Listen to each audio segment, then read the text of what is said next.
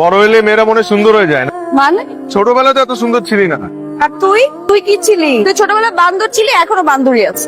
এই নে তোর জন্য গাছরা। খুব সুন্দর তো। আমার জন্য নিছিলি না গার্লফ্রেন্ডের জন্য? আমার জীবনে তুই প্রথম এবং তুই শেষ।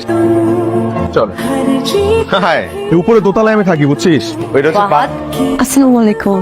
ওয়ালাইকুম আসসালাম। তুমি বলেছিলে যে তোমার একজন বন্ধু আসবে। আন্টি, আমি কোনো মিথ্যা কিছু বলি নাই। ছেলে মেয়ে দুইজনকেই বন্ধু বলা যায়, কিন্তু এইভাবে একটা মেয়ে এই বাড়িতে থাকবে এটা তো অ্যালাউড না ফাহাদ।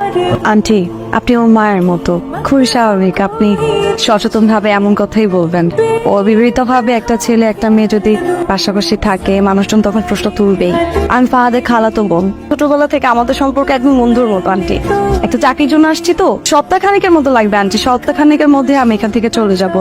মেয়ে মনে করে যদি আপনার বাসায় আমাকে একটু থাকার জায়গা দিতেন আন্টি। মেয়ের মতো বলেছো, থাকো।